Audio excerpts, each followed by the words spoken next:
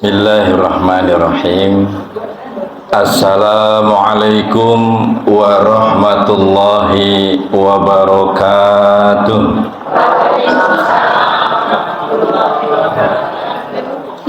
Mulutnya masih ada yang belum memberi salam nih. Karena apa? Memberi salam itu hukumnya sunnah, tetapi kalau menjawab salam ini sudah wajib. Maka supaya kita berangkat dari rumah sampai ke tempat ini dan pulang kembali ke rumah dinilai ibadah oleh Allah, kita ulang ya. Assalamualaikum warahmatullahi wabarakatuh.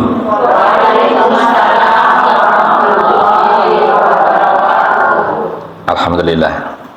Innal hamdalillahi nahmaduhu wa nasta'inuhu wa nastaghfiruh wa na'udzu billahi min syururi anfusina wa min sayyiati a'malina may yahdihillahu fala mudhillalah wa may yudlil fala hadiyalah.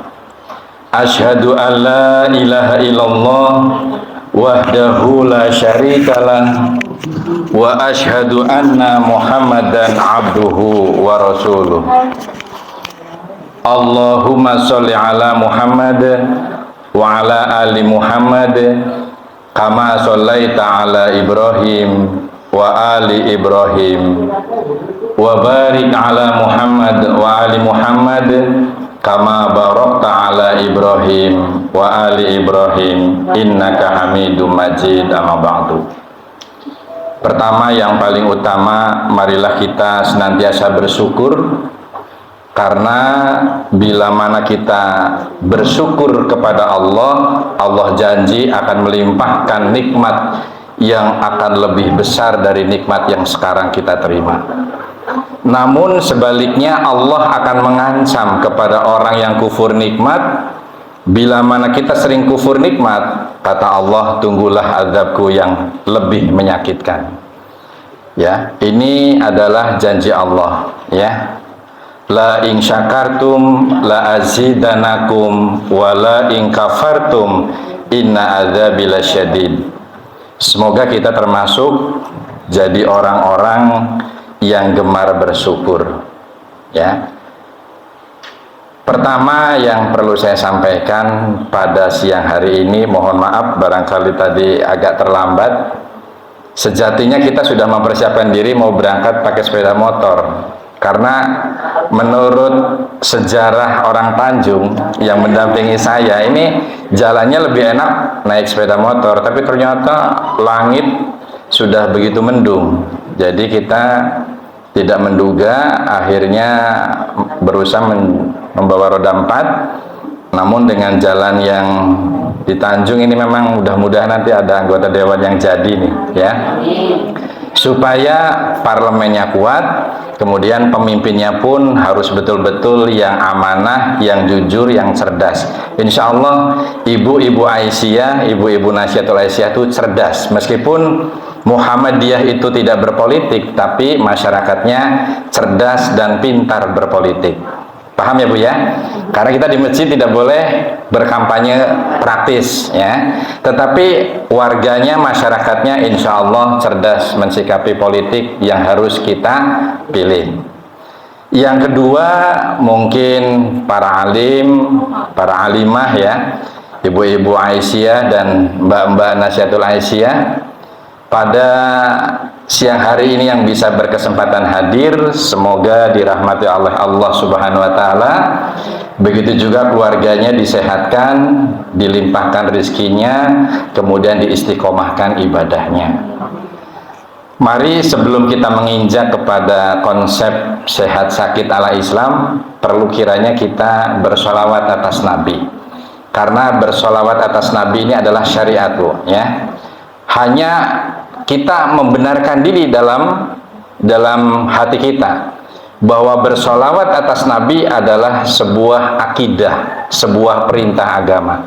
Allahumma sholli ala Muhammad dan seterusnya, seperti yang tadi kalau lengkap, innaka hamidum majid, ditutupnya itu ya, itu adalah yang lengkap. Tapi kalau yang simpel dan singkat biasanya Allahumma sholli ala Muhammad wa ala ali Muhammad. Terkait ada sayyidina dan sebagainya, itu nanti ranahnya ranah fikih ya. Nanti suatu saat mudah-mudahan masih panjang umur dan bertemu di frekuensi dan gelombang yang sama, insya Allah nanti ada kita jelaskan ya. Karena apa? Akidah bermuhammadiyah juga kita harus sami'na wa ata'na dengan himpunan putusan tarjih Muhammadiyah. Jadi kita berislam itu harus mengikuti amir, pemimpin, imam ya. Kalau imam kita tidak diikuti, berarti kita menjadi orang yang suloyo terhadap imam. Para ibu, ini pemuda dan pemudi yang hadir di sini, pemuda tidak ada ya, ada satu ya. Nah ini kebetulan pemuda yang di sini adalah ini admin Toha Putra Art, Bu. Ya, ini yang selalu siap siaga membela dan memperjuangkan Muhammadiyah, Aisyah, Nasihatul Aisyah di dalam setiap kegiatan. Kalau beliau ikut saya, pasti nanti akan mempopulerkan gerakan dakwah bermuhammadiyah dan beraisyah ya. Nanti bisa lihat di channel YouTube Toha Putra Art ya. Nanti syukur-syukur subscribe, like, dan share ya. Kita insya Allah berbagi ilmu itu juga indah, berbagi ilmu juga merupakan sebuah keniscayaan. Untuk lebih singkatnya, ini saya dikasih kisi-kisi nih oleh yang terhormat ini dan teman sejawat sekaligus ini teman seperjuangan. Beliau luar biasa, saya ikut bangga nih sampai merinding ini bisa mengumpulkan ibu-ibu Aisyah seperti ini. Mudah-mudahan pada akhir menjelang hidup kita itu memang harus lebih banyak amilus sholihat, amal soleh, termasuk salah satunya adalah kajian-kajian semacam ini. Karena apa? Hidup, Bu, dengan ilmu. Ini motonya Toha Putra Art, hidup dengan ilmu itu akan dimudahkan oleh Allah. Kemudian seni menuntut ilmu, kalau kita belajar ilmu Quran, ilmu hadis di rumah sendiri-sendiri, itu rasanya kurang indah. Maka dikemas, ada apa ya, jajan di kotak ya, kumpul bersama, bareng bersama, kemudian ada kultum. Ini sudah luar biasa. Diawali dengan membaca juz amma dan sebagainya. Ini adalah kemasan seni meracik untuk apa? Proses tolabul ilm. Ini insya Allah hidup dengan ilmu itu akan lebih terasa indah. Namun yang paling penting, marilah kita bingkai hidup kita itu dengan iman dan takwa. Karena hidup dengan iman dan takwa, insya Allah hidup kita akan lebih semakin terarah. Tidak ada rumusnya orang yang namanya dengan iman dan takwa kemudian hidupnya akan keblinger. Tapi justru orang yang abai terhadap agama, hidupnya itu akan resah dan gelisah. Sehingga nanti akan terjadi kepada tema pada hari ini yang berkaitan dengan kesehatan. Nah, sebelum saya menyampaikan tentang sehat, mungkin kalau Mbak Dewi ini apa nih ya? Definisi sehat menurut WHO tahun 2008 kalau nggak salah ya. Nah, ini mungkin masih ngelotok kayak rambutan Aceh ya. Tapi biasanya kalau dimakan usia juga kadang-kadang ada lupa-lupa. Maka Mbak Dewi misalnya yang sudah fasih di dalam ilmu kesehatan pun hitung-hitung mereview, bernostalgia, belajar ilmu kesehatan kembali ya. Saya mungkin sebelum menyampaikan tentang kesehatan, kira-kira begini, Bu. Seandainya ibu waras, bergas ya, kemudian cukup beras ya, tenaganya akas ya, kira-kira kalau punya sakit misalnya warnanya putih gitu ya, kemudian kelihatannya tidak begitu berbahaya, namun ketika pas lagi pengajian begini ya garuk-garuk, kukur-kukur gitu ya, kira-kira itu sehat enggak, Bu? Tapi ibu jejeb loh, ndak hipertensi, ndak punya penyakit yang berbahaya, cuma hanya panu gitu ya. Tapi pas pengajian ya orang lain harus asik mendengarkan tapi dia terganggu, tuh gatel temen itu ya. Kira-kira itu sehat apa enggak? Sehat nggak kira-kira? Nah, nanti ini jawabannya nanti akan masuk kepada definisi sehat. Kemudian misalnya begini, ada orang sehat, ilmunya luar biasa, ngajine pinter Bu, ya, fasih bacaan-bacaan Qur'annya, tapi dia jiwanya itu kalau melihat tangga, ada naga emas atau misalnya Yamaha Agung dan sebagainya, bawa mobil ya, ada motor gitu ya, kemudian mampir dan menurunkan barang tersebut di tetangga, srebet Bu ya, mak sreset panas ya, waduh suamiku ini nih, gara-gara suamiku tidak rajin kerja kalah sama tangga, sewot ya. Kemudian muncul dalam hatinya gibah, loh paling ya motornya anyar tapi mau ini dit karena oleh kredit gitu ya.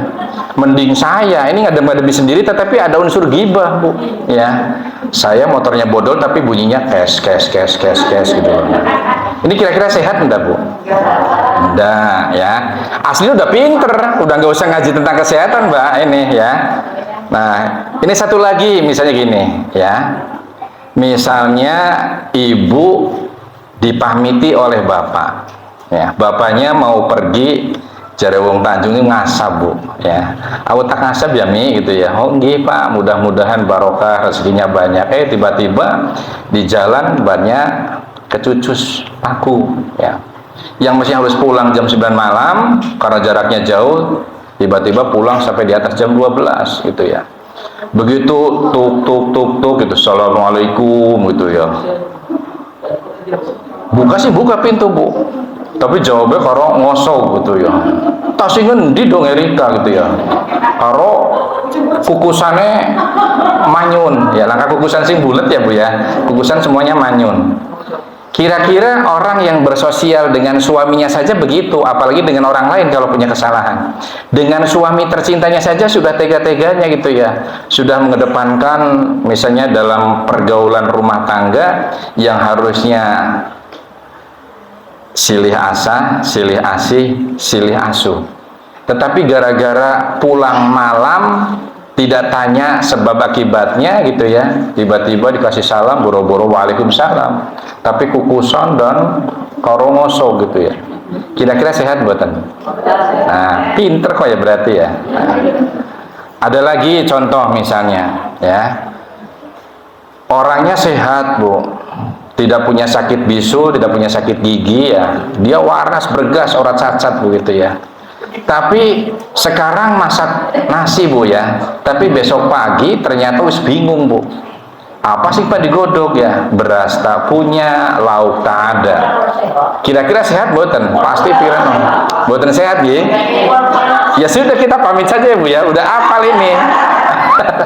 Nah,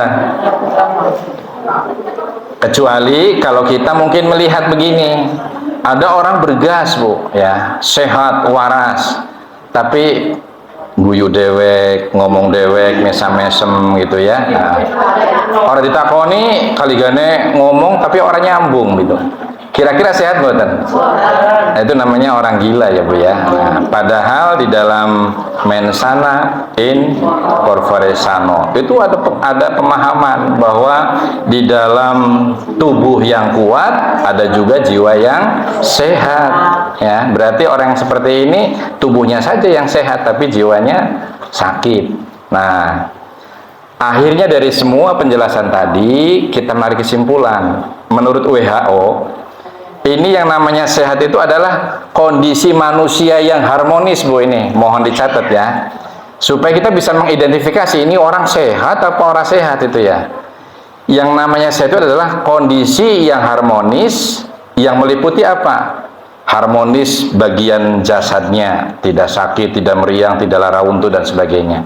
Kemudian harmoni juga rohaninya, tidak punya penyakit hati Bu tadi ya, hasad, hasud, dengki, fitnah, riya, namimah. Namimah itu adu domba ya, itu berarti sehat rohaninya Bu.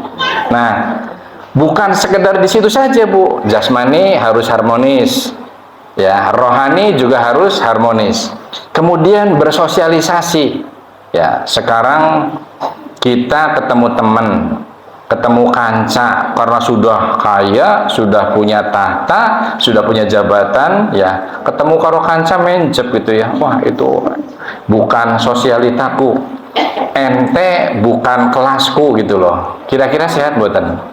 Nah, berarti yang namanya sehat itu juga meliputi sosial. Jadi kita mampu bersosialisasi, berinteraksi. Kata ajaran Islam yang suci itu hormat kepada yang lebih tua dan sayang kepada yang lebih muda. Ini pengertian sehat. Nah, kemudian tadi ya, ternyata tidak sakit gigi, tidak stroke, tidak darah tinggi, tidak kencing manis gitu ya. Ternyata sehari-hari bingung mengadakan beras dan lawuhnya. Ya, ekonominya lemah.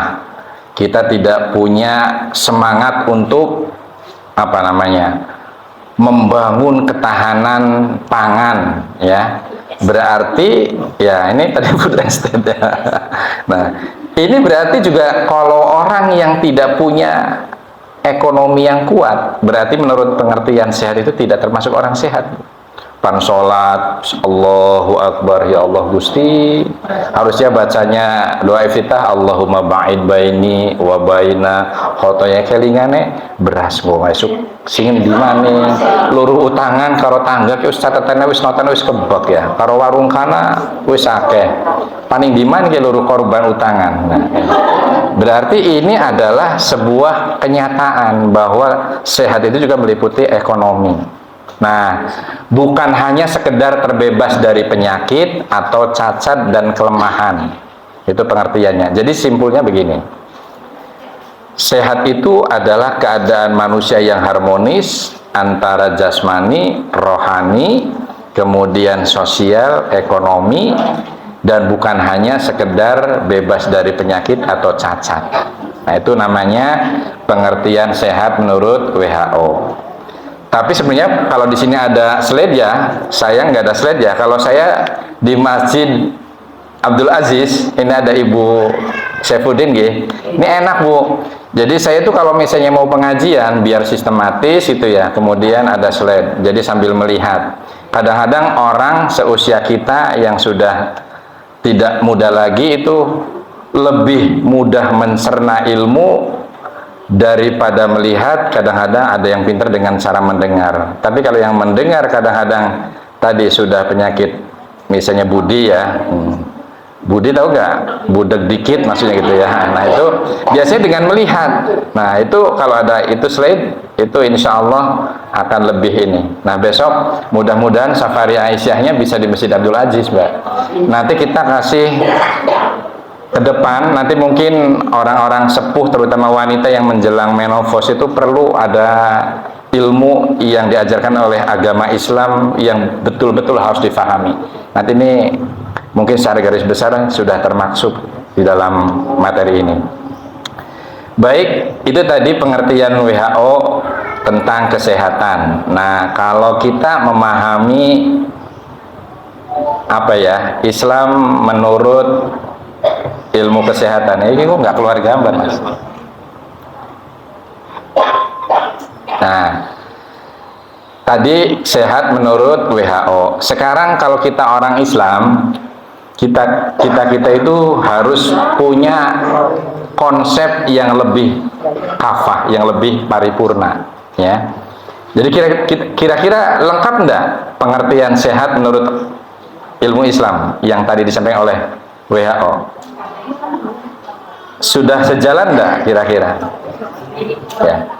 Mungkin tadi bisa dikatakan lengkap, tetapi ibarat ibu makan atau masakan yang tidak ada garam dan penyedapnya itu kurang sedap Bu.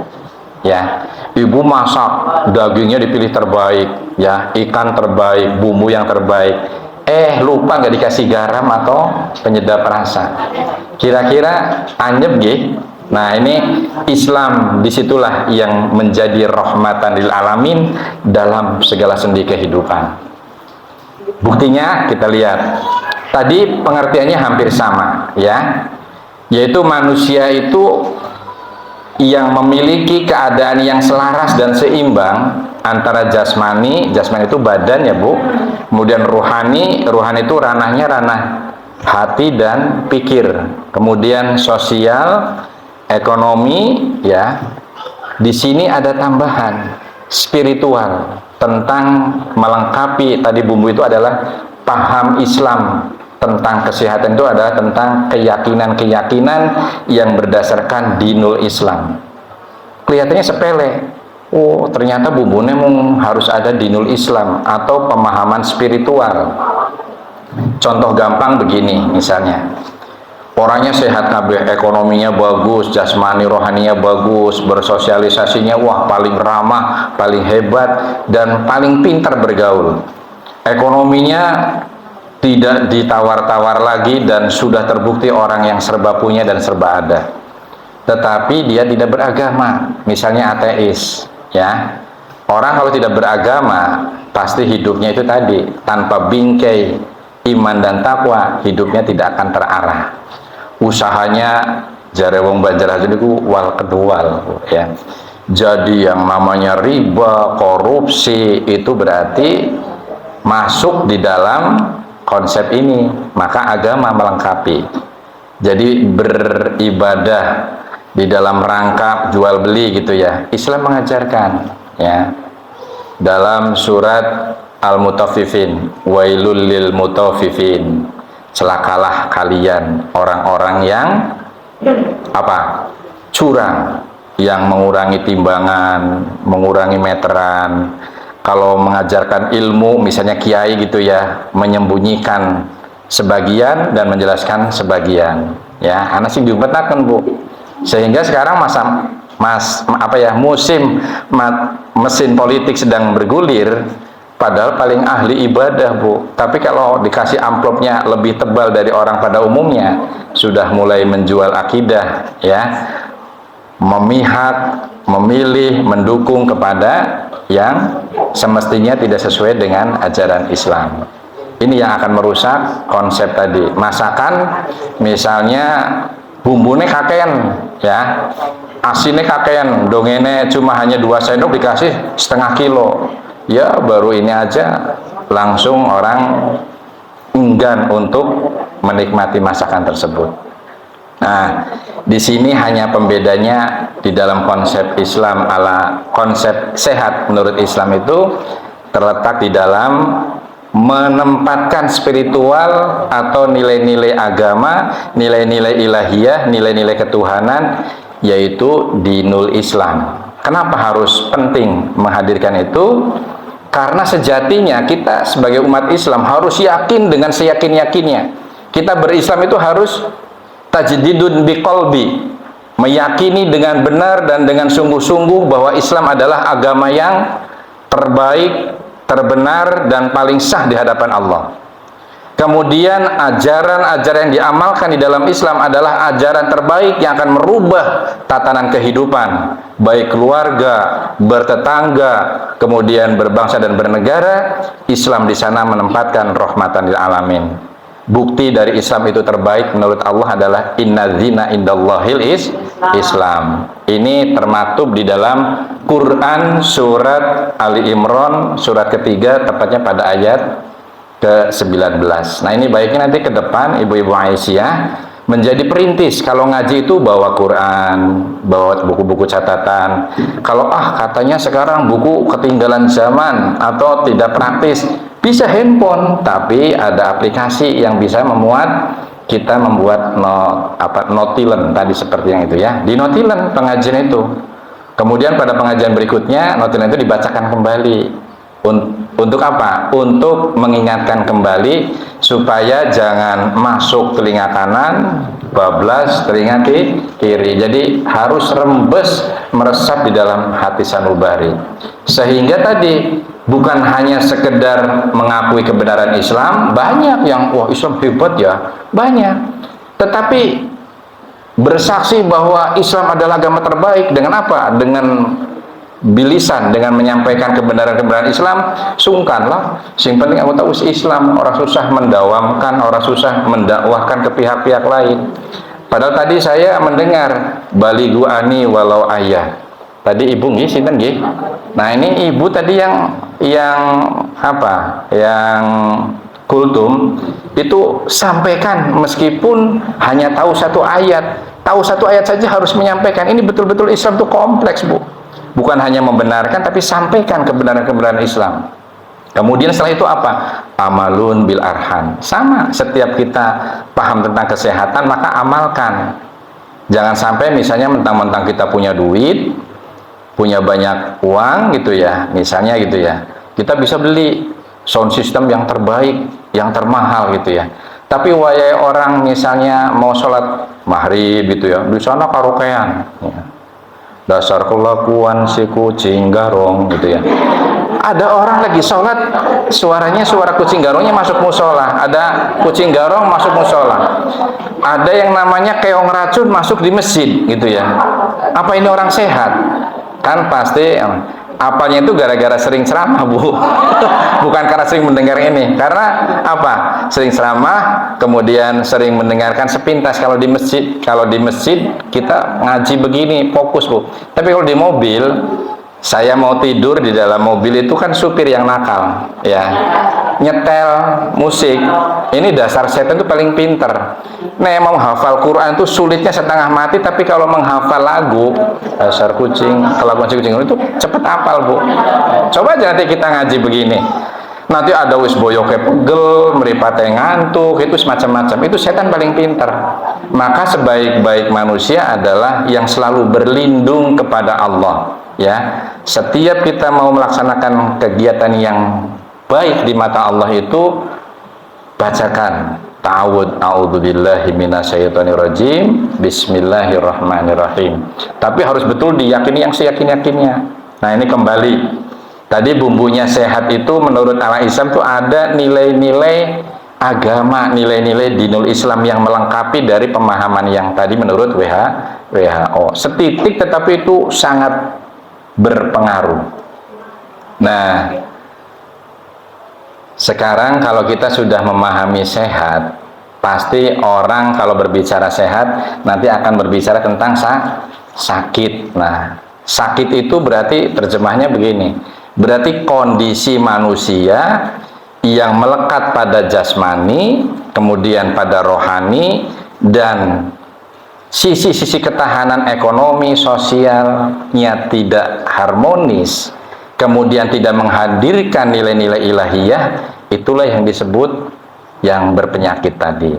Sebagai contoh, orangnya sehat, hartanya banyak, wis pokoknya orang dia penyakit lah, Bu, ya. Tetapi tadi, ya, misalnya beli motor apa mobil gitu ya, yang terbaik, ya.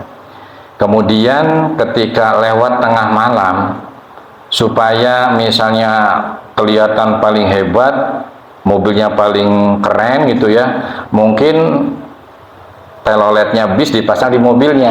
Nah, begitu masuk gang ya, telolet-telolet ini kan sampai kerungu kabeh, Bu. Orang yang sakitnya jantungan, jimprat, Bu, itu ya. Wah, ternyata ini mobilnya si fulan. Kira-kira sehat buatan? Itu tidak sehat yang seperti itu. Ya. Satu, itu tentang konsep sehat menurut WHO. Yang kedua, sehat menurut Islam. Nah, dari keyakinan kita terhadap Islam itu adalah agama yang terbaik, terbenar, dan paling diridhoi itu adalah Allah, itu adalah Islam. Mari kita buktikan, ya. Kalau yang membawa Quran, monggo kita belajar bersama. Buka Quran surat Al-Baqarah, ya. Surat Al-Baqarah, ya, ayatnya 195. Nah, ini kenapa? Ini kok menjadi landasan tentang sehat menurut ajaran Islam, ya. Wa anfiqu fi sabilillah. Ya, ini Allah menyatakan, berinfaklah di jalan Allah. Wala tulqu bi aidikum, ya. Janganlah jerumuskan dirimu, ya, ke dalam kebinasaan. Ila tahlukah wa ahsanu innallaha yuhibbul muhsinin. Jadi Allah itu memberikan garis komando petunjuk pelaksanaan di dalam mengamalkan sehat menurut konsep Islam. Berinfaklah di jalan Allah, ya. Janganlah kau jerumuskan dirimu ke dalam kebinasaan, kata Allah. Dan berbuat baiklah, sesungguhnya Allah menyukai orang-orang yang berbuat baik. Kita satu-satu kita bedah, Bu. Kenapa berinfak itu jurusannya kepada ilmu kesehatan? Coba buktikan hati kita. Ketika kita ada rezeki, ya, ada kelebihan uang, kelebihan makanan, dan kelebihan-kelebihan yang lain, kita jalan-jalan, kita tengok tetangga kanan kiri, saudara-saudara kita yang masih berkekurangan. Di sana ada yatim, ada fukoro, ada al-masakin di sana, ya. Kemudian kita infakkan harta kita. Ada makanan yang enak, ya, makaning pas belanja duren, Bu, ya. Duren itu kan harumnya luar biasa. Tetapi begitu yang tidak doyan, teruskan, Bu, tidak doyannya, Bu, insya Allah itu maslahat, ya. Karena durian itu di samping yang tidak suka tuh baunya tidak enak, tetapi harganya juga mahal. Tetapi ini kita pakainya standar umum. Durian itu bagi kalangan orang-orang yang suka, ya Allah Gusti, seripit maunya. Kalau ada orang yang hamil, mantakan ngiler, Bu. Nah, kita bisa beli durian, tetapi dengan harumnya durian membuat tetangga kita kepengin, membuat tetangga kita ngiler, membuat tetangga kita sakit hati, ya Allah Gusti, gitu, ya. Uang cuma kebagian mabune mawon, ya. Ini yang dengan Islam itu begini, yang dengan tangannya dan perilakunya menyakiti orang lain, ini berarti Islamnya masih dipertanyakan oleh Kanjeng Nabi. Sehingga kita termasuk dosa yang tidak terasa itu, Bu, seperti itu. Jadi Islam itu menggambarkan ini, berinfaklah di jalan yang benar menurut Allah. Punya uang, sudah punya handphone bagus, gitu, keluar model baru, beli handphone lagi. Padahal nggak butuh sebenarnya, hanya buat gengsi, gitu, ya. Tetapi tetangga yang harus dibantu kita abaikan. Nah, ini berarti orang yang seperti ini dididik, dibimbing oleh Allah untuk apa? Untuk lurus hatinya, untuk selalu hatinya itu berpihak kepada orang-orang yang berkekurangan. Coba ketika kita memberi kepada orang yang sedang butuh, Bu, itu orang yang butuh tuh bangga dan bahagianya luar biasa. Kalau dalam peribahasanya itu seperti pucuk dicinta ulam pun tiba, ya. Ya Allah Gusti, lagi ngulih kados niki dilalahnya tangga ngirim nasi kotak isinya launya enak-enak, itu luar biasa. Doanya itu kemerutuk, ya Allah Gusti, mudah-mudahan si fulan rezekinya ditambahkan, ibadahnya diistiqomahkan, keluarganya disehatkan, ya, pangkatnya dimuliakan di hadapan Allah dan di hadapan manusia. Nah, ini berarti berinfak di jalan Allah itu adalah salah satu jalan untuk menyehatkan ruhani kita. Kemudian di balik itu juga Allah melarang, janganlah kau jerumuskan dirimu ke dalam kebinasaan. Misalnya contoh begini, di sebelah sana atau di daerah sana ada yang mengatakan, wah, rokok kan makruh, rokok kan mubah, gitu, ya, nggak apa-apalah, itu kan bisa menemani dikala aku sedang sunyi, dikala aku sedang menyendiri, dikala aku sedang lembur dan sebagainya. Itu kan bagi dalilnya bagi perokok, Bu. Tetapi kalau kita sandarkan dengan perintah dari ayat ini, kemudian lari mencari sandaran ayat yang lebih pas dengan ayat ini, inna sholata tanha anil fahsya'i wal munkar. Jadi kalau kita yang memiliki sholat yang sejati, itu sholat kita itu harus mampu mencegah perbuatan fahsya dan munkar. Perbuatan fahsya itu apa? Yang merugikan diri sendiri. Yang munkar, yang merugikan orang lain. Rokok coba di mana untungnya? Tanya sama Bu Dewi. Secara ilmu kesehatan, matakan penyakitan. Di bidang ekonomi, mengganggu ketahanan ekonomi. Asapnya juga mengganggu orang lain dan pihak-pihak lain. Sekar, Bu, kalau yang merokok habis pengajian pada merokok, gitu, ya, musola jadi kotor. Di mana coba untungnya? berarti rokok itu harus berani menyampaikan ini adalah perbuatan yang fahsya dan munkar, berarti haram. Jadi kalau ada orang Muhammadiyah masih merokok, ibu-ibu jangan langsung jorepa tuh Pak, ya, sampai keduliran merokok gitu ya. Nanti lama-lama nanti bapak-bapak PDM-nya pada protes, pada demo ke patoh. Iya sih gara-gara patoh ya.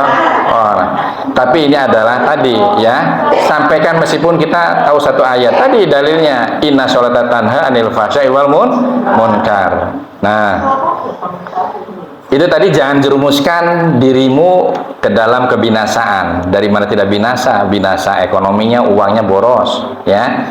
Nggo tuku buku, kemudian alat tulis anak Bu ya. Kalau misalnya lagi sama bapak, Pak, tasnya bolong, Pak. Potlotnya wis ora bisa dioyoti, saking wis cindek Bu ya. Nah, susah nih. Stripnya sudah hitam Bu buat menghapus itu. Minta sama ayahnya, ya beliin tas, belikan buku, tempo terus gitu ya. Nanti ya nak kalau sudah gajian. Tapi yang namanya rokok tiap hari 25.000 bisa beli Bu. Anak yang katanya betul-betul buah hati, ya buah cinta kita, ternyata sering diabaikan. Ini adalah egoisnya laki-laki. Ya ini alhamdulillah, mudah-mudahan Bu Wahyu beruntung punya suami yang tidak merokok ya. Tapi mudah-mudahan juga yang lain nanti pelan-pelan Bu yang sudah merokok, memang yang namanya orang sudah merokok itu sudah ketagihan. Sulitnya tuh sama seperti orang yang tidak sholat, yang biasa munafik, yang biasa fasik, yang biasa munkar, diajak baik itu sulit. Kita butuh terus istiqomah ya. Kemudian di sini disuruh juga berbuat baiklah. Kita berbuat baik Bu, punya uang daripada beli handphone yang baru, musola ternyata musim hujan bocor, datang ke panitia masjid. Pak, mohon izin saya ada rezeki, ini daripada beli handphone saya masih bagus, ini lumayan buat ganti genteng ya. Kemudian kita tengok jalan-jalan misalnya kemanapun kita pergi, biasakan kita ibadah yang cerdas Bu. Lihat musola ada toiletnya misalnya bau, waduh pesing toiletnya gitu ya, jangan sering moyoki Bu. Tapi kalau mau plesir, mau traveling, bawa oleh-oleh untuk musola, misalnya beli kapur barus, beli pengharum ruangan, cantelin. Oh kesetnya musola, bawa keset ya. Gayungnya sudah hitam, kemudian embernya sudah hitam, bawa Bu, sebelum plesir kita mampir dulu ya. Kita ada kegiatan rihlah masjid to masjid di dalam channel YouTube Toha Putra. Kegiatannya begitu Bu. Kalau ada masjid yang kira-kira KCD rusak, mari kita ganti ya. Ada yang butuh pengharum di toiletnya, kita berikan. Insya Allah ini termasuk orang-orang yang berbuat baik. Nah, kalau kita terbiasa mengamalkan ayat ini, insya Allah kita itu sudah mengamalkan ajaran Islam yang namanya konsep Islam. Jadi pikiran kita, hati kita, perilaku kita, kebiasaan kita selalu bersumber kepada Qur'ani dan As-Sunnah. Insya Allah akan lebih barokah pada kemudian hari. Lanjut ini ya. Kemudian yang memperkuat konsep sehat menurut Islam, ini ada hadis Nabi juga ya. Hadis Nabi ya, mukmin yang kuat, mukmin itu adalah orang yang beriman yang kuat, ternyata lebih baik dan lebih dicintai oleh Allah Bu ya, ketimbang orang sing benciritan, sing stunting ini ya, Bu Bidan Dewi ya, orang yang cebol, yang kurang gizi itu ternyata orang yang sehat, yang seger, yang cantik, yang molek, yang ganteng gitu ya, kemudian yang soleh itu lebih dicintai ya oleh Allah ya. Nah ini hadisnya ya, bisa dilihat kalau di aplikasi, bisa dilihat di hadis-hadis hadis-hadis sahih dan hadis-hadis makbullah ya. Makbullah itu artinya hadis yang makbul, yang sering digunakan untuk landasan hukum ya. An Abi Hurairah radhiyallahu anhu qala Rasulullah sallallahu alaihi wasallam al mu'minul qawiyyu khairun wa ahabbu ilallah minal mu'mini dhaifi wa fi kulli khair. Jadi hadis ini panjang, Bu, ila akhiril hadis ya, supaya kita kebagian. Sampai jam berapa biasanya Mbak Dewi? Asar ya. Ini sebenarnya pertemuan ini harus dibagi 3 session untuk ilmu kesehatan, tapi ini mudah-mudahan bisa selesai nanti, supaya pertemuan selanjutnya kita sudah mulai kepada konsep patologis. Setelah bilang sehat, konsep sehat, kita harus tahu konsep patologis, konsep sakit, lawan daripada sehat. Nah, dari sahabat Abu Hurairah radhiyallahu an, ya, Rasulullah Shallallahu alaihi wasallam bersabda, ya, mukmin yang kuat ternyata lebih baik dan lebih dicintai oleh Allah daripada mukmin yang lemah. Namun bila mana kita tidak bisa mencapai itu, jangan berkecil hati. Di sini hadis diteruskan, namun keduanya tetap memiliki kebaikan. Artinya orang yang sedang diberi sakit, orang yang sedang diberi kelemahan, itu juga supaya tetap tawadhu dan bersabar atas ujian yang sedang diterima. Maksudnya begitu. Meskipun kita dalam keadaan lemah, namun keduanya tetap memiliki kebaikan. Kata Allah, bersemangatlah atas hal-hal yang bermanfaat bagimu. Kemudian caranya dengan bagaimana? Minta tolonglah kepadaku, kata Allah. Nah, ini janji Allah. Wa qala rabbukum ud'uni astajib lakum. Ini nyambungnya ke sana. Kata Allah, mintalah kalian langsung kepada Allah, kepada aku, kata Allah. Niscaya aku kabulkan. Jangan muter-muter orang genah, Bu, ya. Anak yang berdalih begini, pengen sugih, pengen sehat, pengen naik derajat, pengen anaknya pada soleh-solihah, ternyata mintanya lewat kuburan, ya, lewat tempat-tempat keramat, ya, bertawasulnya wis macam-macam. Ini nanti makom atau prinsip-prinsip hidup berjamaah di dalam Muhammadiyah, maka kita harus tanamkan di sini. Yang agamanya katanya bacaannya sudah fasih, belum tentu masuk kepada ranah yang benar. Karena masih apa? Islam itu saking kompleksnya, saking banyak yang harus dipelajari, kadang-kadang yang samar-samar, yang sepertinya agama masuk di dalamnya, sehingga ketika kita tidak berilmu, hidup kita itu akan dipersulit oleh Allah. Tapi kalau dengan ilmu, hidup kita akan dimudahkan. Maka sering-seringlah ke majelis ilmu semacam ini.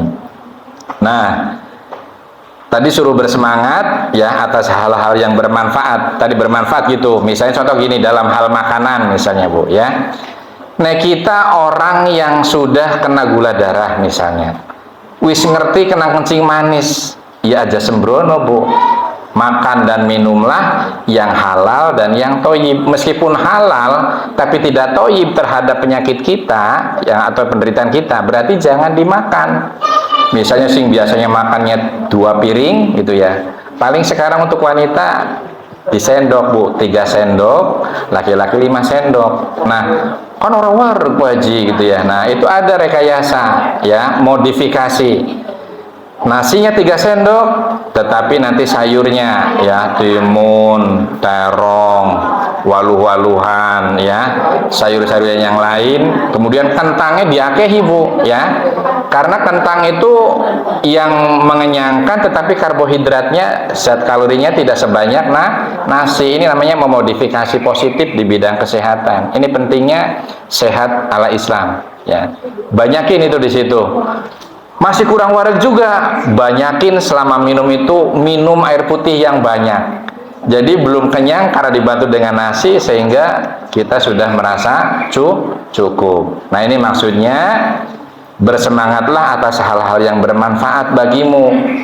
Minta tolonglah kepada Allah. Minta tolongnya dengan apa tadi? Berdoa. Wa qala rabbukum ud'uni astajib lakum. Ya. Ya Allah Gusti, nyuwun sehat, nyuwun waras, nyuwun bergas ya, nyuwun akeh beras ya, nyuwun bapaknya akas gitu. Misalnya gitu.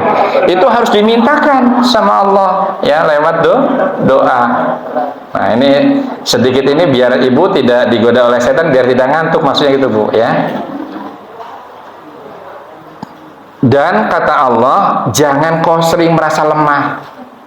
Misalnya, kita dicoba rasa lara boyok setitik, ya, kemudian lara apa ini, lutut ya, sedikit itu ya. Nah, apal lutut itu bahasa Jawanya dengkul ya. Nah, lara boyok, lara encok, lara dengkul itu ya. Itu mau ngaji, kemudian sering berkeluh kesah. Ya Allah Gusti nyuwun pangapurane ya.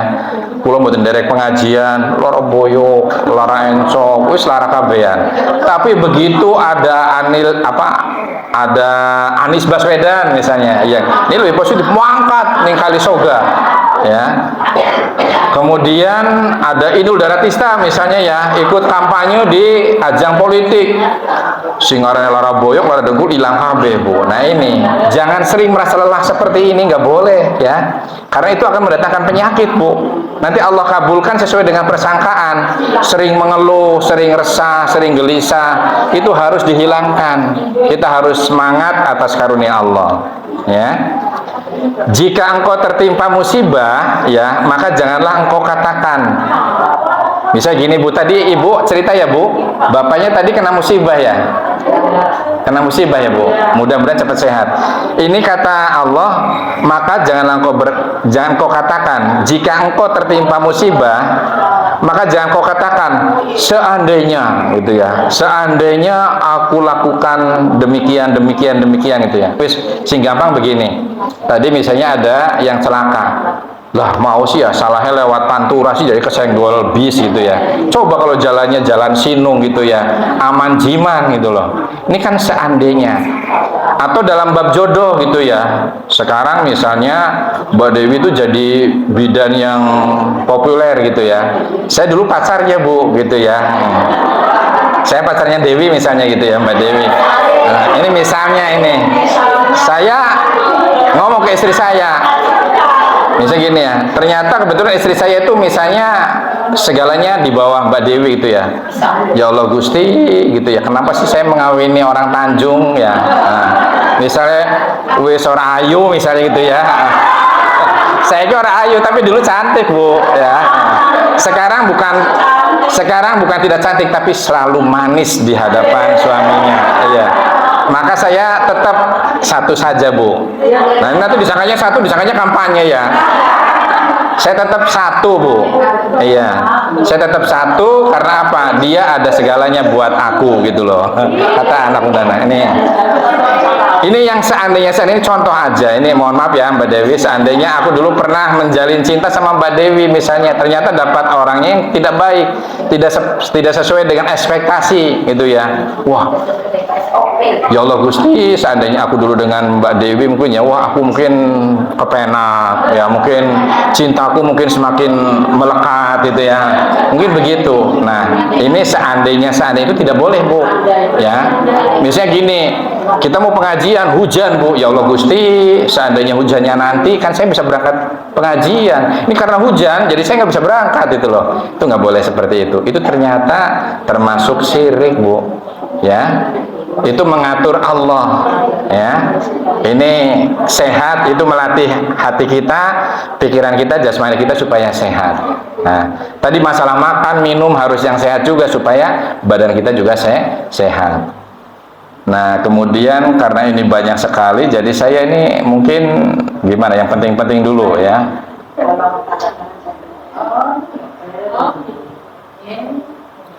Tetapi harus seperti apa? Jangan bilang seandainya, tapi harusnya sebagai muslim yang berjasad sehat, rohaninya sehat, ekonominya sehat, kemudian sosialnya sehat, harus seperti apa menurut Islam?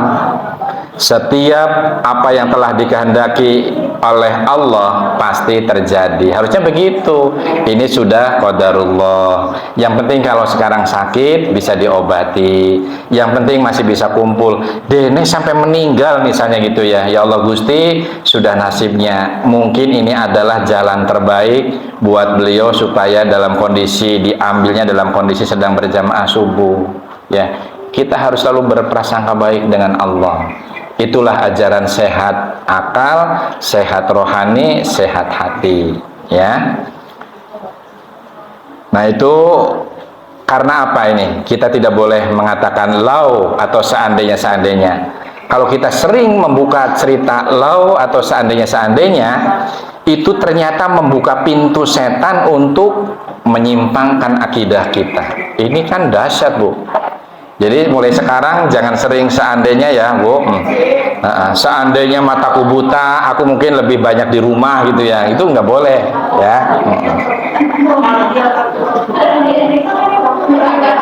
Nah, yang mendukung ayat-ayat tentang kesehatan, kita juga perlu membuka nih Quran surat kedua nih, Quran surat Al-Baqarah. Sering kita baca ini ya.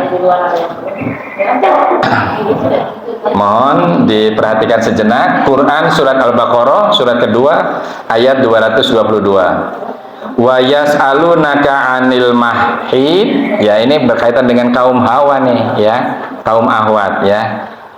Wa yas'alunaka 'anil mahid ya, qul huwa ya adza fa'tazilu an-nisaa fil mahid ya, wala taqrabuhunna hatta yathurn ya, fa idza tatahharna fa'tuhunna min haitsu amarakumullah innallaha yuhibbut tawabina wa yuhibbul mutatahhirin. Nah, ini yang sering dikenal dan sering fasih dibaca oleh ibu-ibu ini terkait tentang haid nih Bu. Haid itu mens ya, atau datang bulan ya. Ini potongan ayatnya yang sering masyhur itu innallaha yuhibbut tawabina wa yuhibbul mutatahhirin. Nah, ini ternyata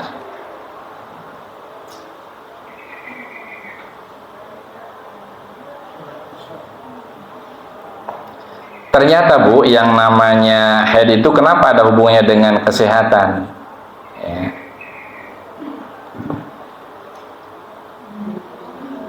Satu, saya sampaikan Bu, yang namanya innallaha yuhibbut tawabina wa yuhibbul mutatahhirin itu Allah itu cinta. Allah itu paling suka terhadap orang-orang yang bertaubat. Ketika kita mengalami sebuah ujian atau kesalahpahaman atau salah sekalipun, lantas bertaubat kepada Allah. Taubat itu artinya lari dari kesalahan menuju kepada kebenaran. Itu namanya taubat ya. Kemudian cinta pula Allah kepada siapa? Orang-orang yang berbuat bersih ya. Mohon dicatat itu supaya ini berkaitan dengan bab haid ya.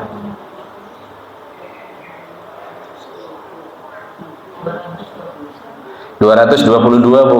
Nggih.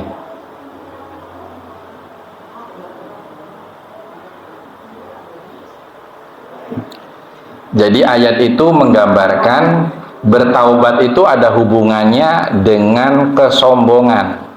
Karena apa? Orang yang jiwa dan pikirannya sombong di hadapan Allah itu merasa benar dewek Bu.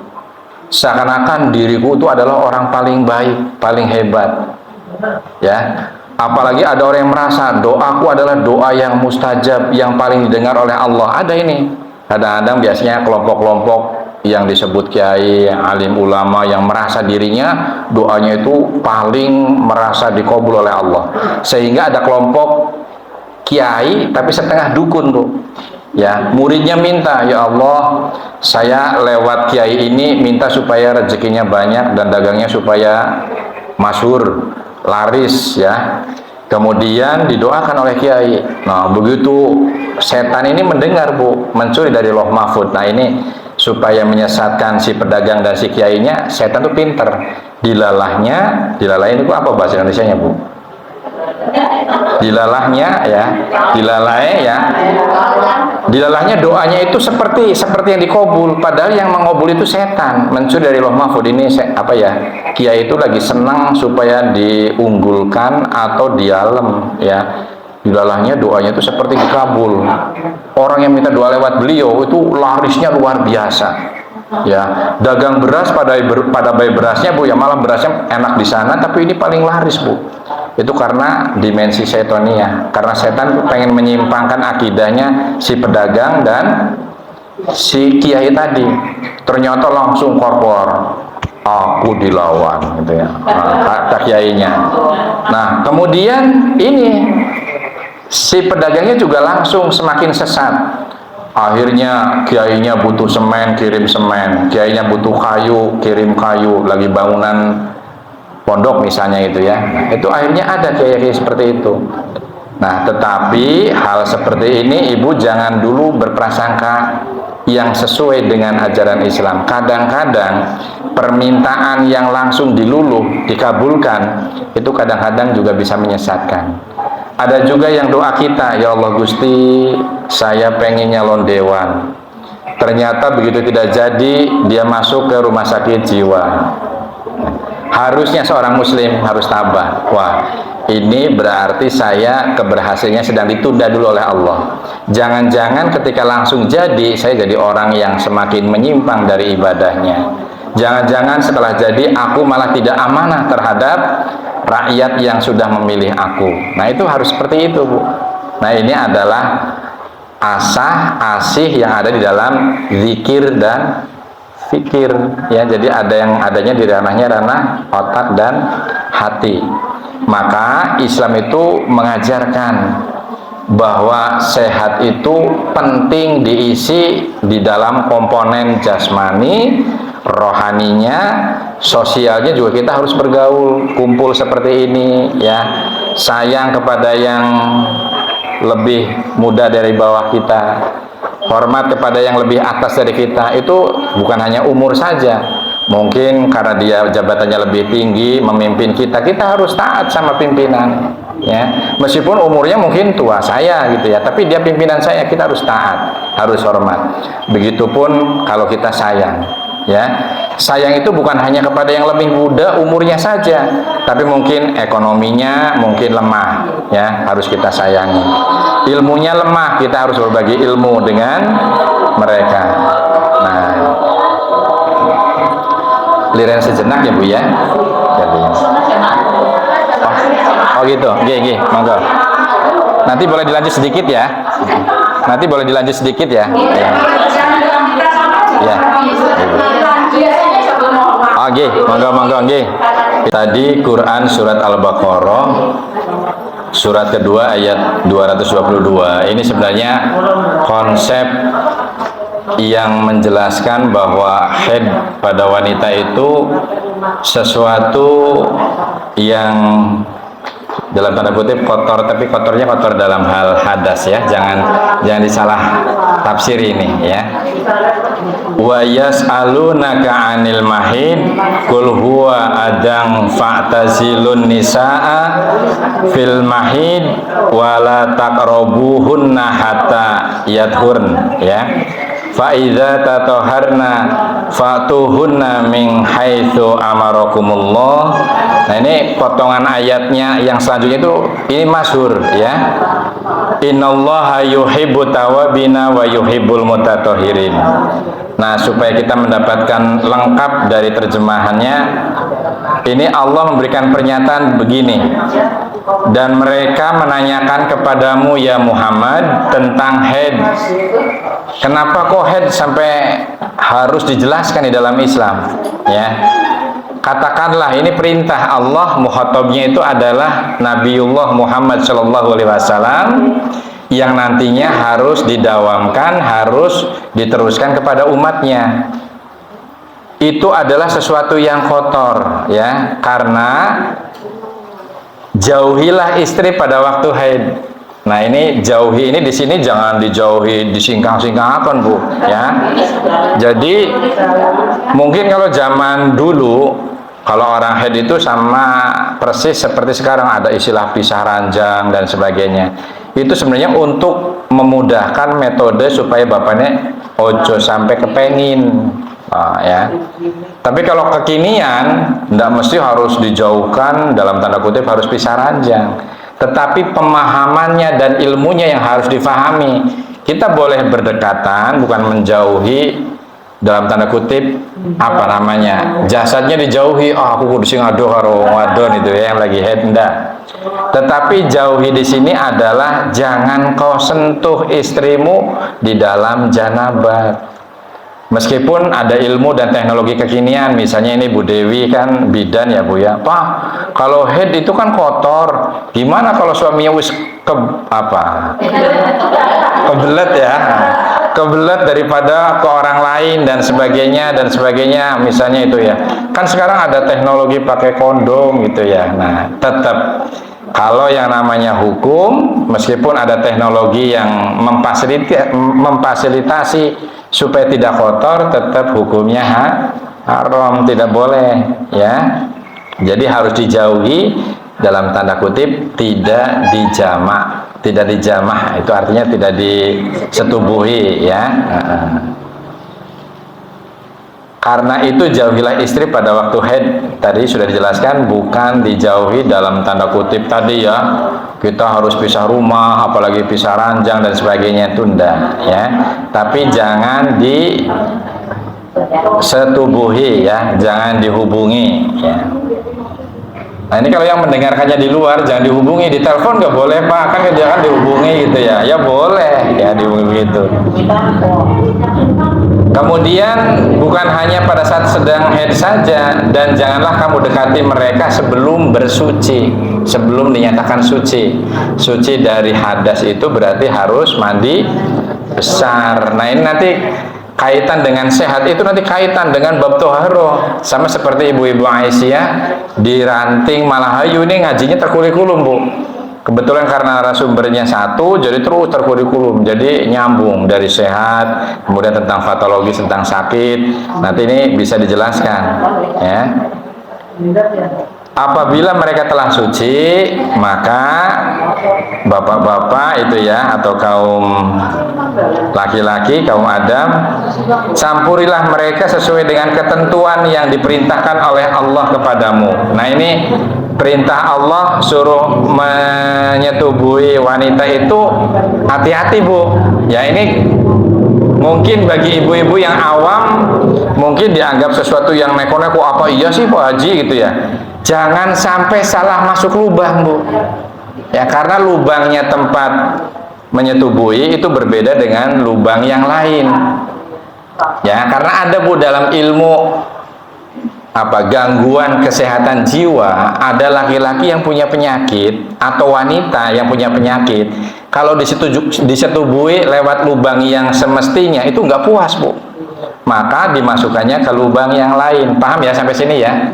Nah ini kalau kita misalnya ternyata mau curhat, mau cerita ke Pak Toha malu, nah ini berarti ibu mengalami gangguan jiwa yang disebut tidak sehat tadi. Jadi kalau pengen puas masuknya ke lubang yang di bawah misalnya gitu ya, itu enggak boleh. Ya. Terkait masalah ini, masalah posisi Bu, ini kalau dalam hal seperti ini harus dijelaskan. Pak kan katanya kalau posisi juga itu menentukan nikmat tidaknya berhubungan. Nah ini mungkin mohon maaf kalau ada yang masih belum balik, mungkin kita rata-rata ini ibu-ibu Aisyah ini perlu ya. Seandainya ada yang bertanya, Pak, kan wajarnya itu laki-laki di atas, ya mamah di bawah gitu ya. Sekarang kalau misalnya mamah yang di atas dan bapak yang di bawah, bagaimana? Dan posisi-posisi yang selanjutnya gitu ya. Nah ini biasanya kalau hal-hal yang demikian tuh masuk ke ranah ijtihad, atau nanti ilmunya itu ilmu fikih. Para ahlinya itu ahli fuqaha, disebut produk hukumnya ilmu fikih. Nanti kita jelaskan.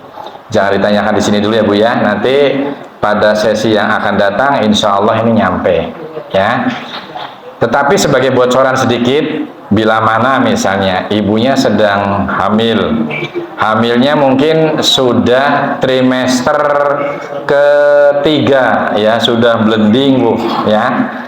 Wanita itu kan ya Allah Gusti, ini luar biasa ini pengorbanannya ya, jihadul akbar buat seorang wanita hamil sampai melahirkan itu jihad Bu ya. Kalau suruh kemurep kayak kitiran Bu, nah diputer gitu ya, nanti bisa kayak kitiran ya. Nah kalau suruh ngatang-ngatang, suruh terlentang kayak gunung Panbledos gitu ya. Nah ini kemudian kaitan dengan posisi tadi, misalnya bagaimana kalau posisi yang tidak normal seperti pada kondisi normal. Nah itu baru ranah fikih. Boleh mungkin tadi ibu yang disebut di atas, bapak mungkin di bawah. Jadi harus ada sebab akibat yang membolehkan ya. Jangan sampai yang normal-normal saja bisa, kenapa harus pengen neko-neko gitu. Masalah puas dengan tidak puas itu tadi, bersyukurlah kepada Allah ya, maka akan ditambah nikmat yang lebih banyak oleh Allah. Tetapi jangan sering kufur nikmat. Gusti Allah naik contoh yang normal yang seperti ini. Kita sering melawan hal-hal yang tidak normal, maka kita termasuk orang-orang yang tidak bersyukur, Bu. Ya, maka tunggulah azab yang paling menyakitkan. Nah, ini penjelasan sedikit tentang Quran surat Al-Baqarah ayat 222.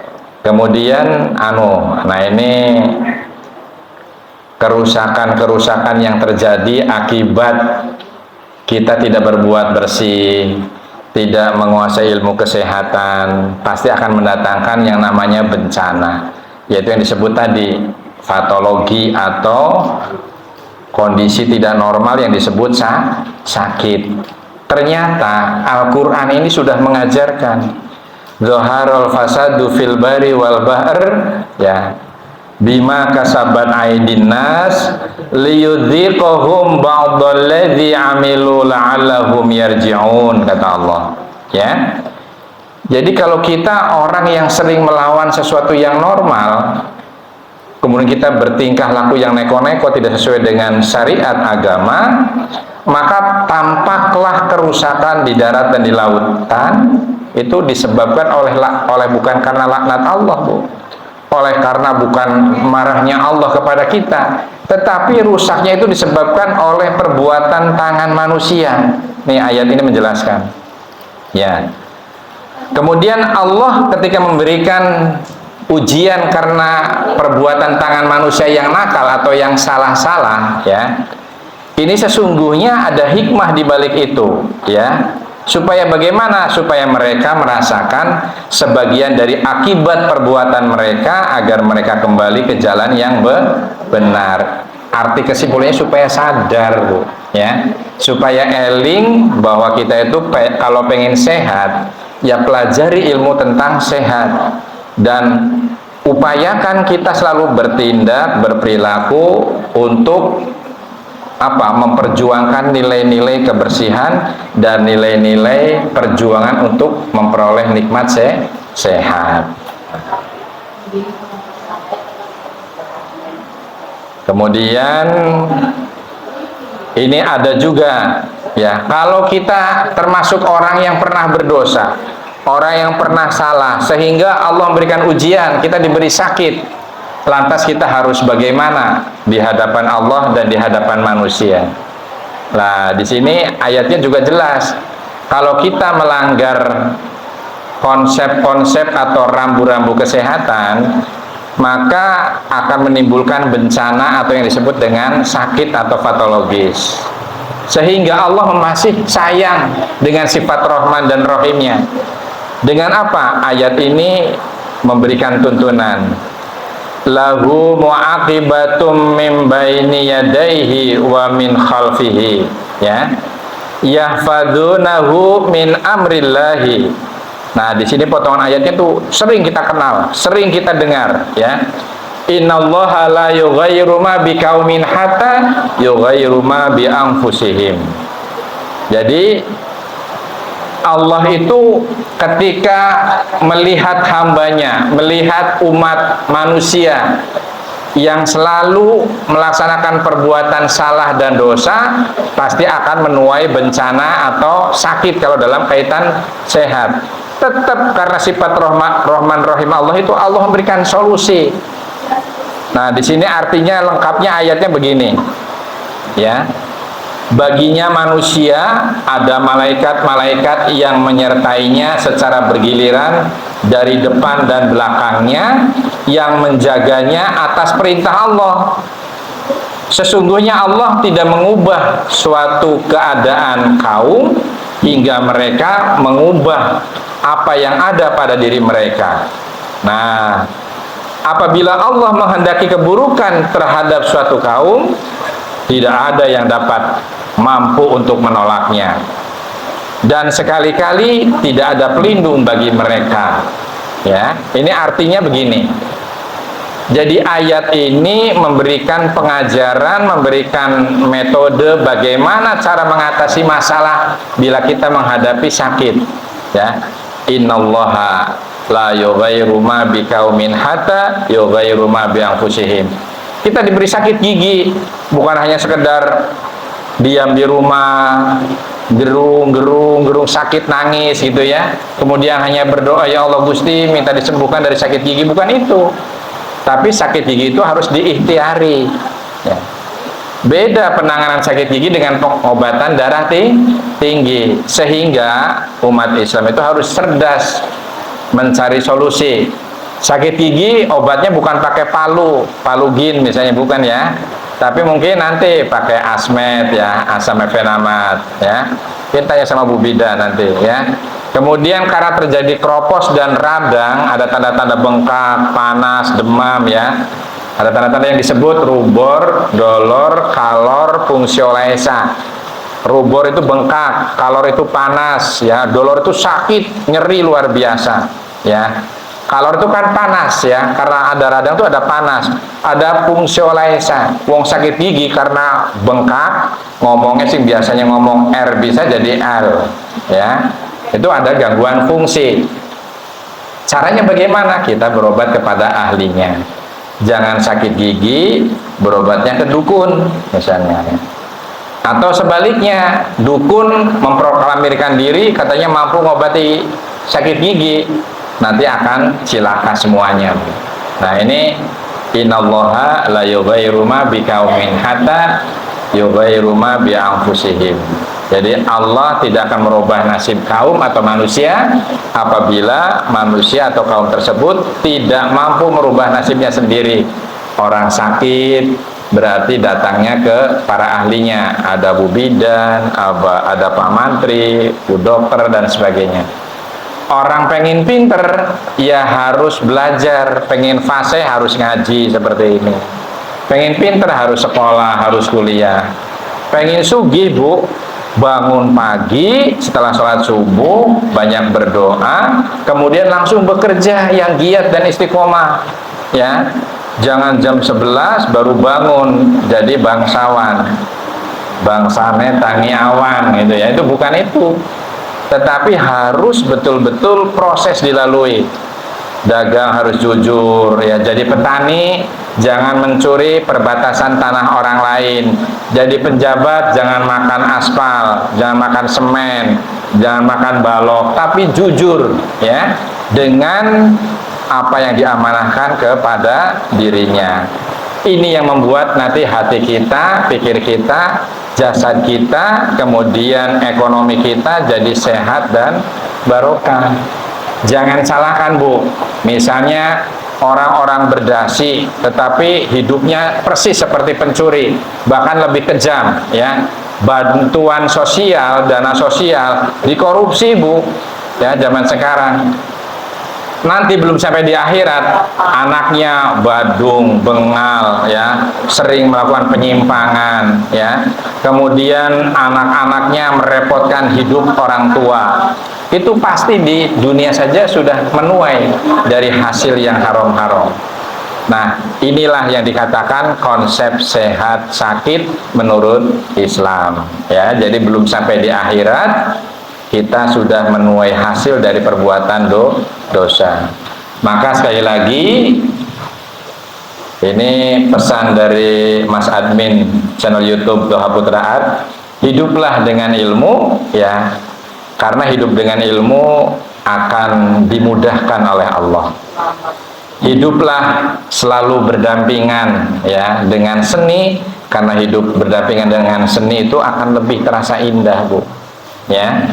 Kemudian yang paling penting, hiduplah dibingkai selalu dengan iman dan takwa, pasti hidup kita akan semakin lebih terarah. Nah ini mungkin pertemuan pada sore hari ini merupakan muqaddimah ya, muqaddimah tentang konsep sehat sakit. Jadi ini gambaran besarnya saja. Nanti ada yang disebut sehat jasmani apa, sehat rohani apa, itu lebih detail Bu. Nanti sakit pun sama, ada sakit yang menyerang kepada jasad, misalnya wudun atau bisul abses ya, panu gudik ya, kemudian larawuntu, sakit perut, diare, tipes, itu jasadiah. Nanti ada juga sakit yang menyerang otak kita, cara berpikir kita ya. Orang hidup pengen di alam, pengen dipuji, pengen jadi orang hebat, pengen jadi orang yang kesohor, pengen jadi orang yang terkenal. Capek Bu hidup seperti itu, ya. Tapi jadilah hidup yang karena Allah. Insya Allah nikmat dan tidak punya beban, ya. Itu saja yang bisa saya sampaikan. Mudah-mudahan ada manfaatnya. Tapi ternyata harus dibatasi dengan ada pertemuan, ada juga perpisahan, ya. Meskipun ada pepatah katanya apa yang namanya pepatah, ada ya nggak yang hafal nih? Kalau ada sumur di ladang, bolehlah kita menumpang mandi. Kalau ada umur yang panjang, bolehlah kita bersua kembali. Mudah-mudahan kita panjang umur, sehat selalu, dan kita bisa dipertemukan dalam apa? Dalam majelis yang mulia di hadapan Allah dan di hadapan manusia. Isilah hidup kita dengan yang bermanfaat. Insya Allah akan menjadi bekal yang menyelamatkan kita di dunia wal akhirah. Sekian, terima kasih atas perhatian. Mohon maaf atas segala kekurangan. Saya akhiri. Nasrul minallah wa fathun qarib. Assalamualaikum warahmatullahi wabarakatuh.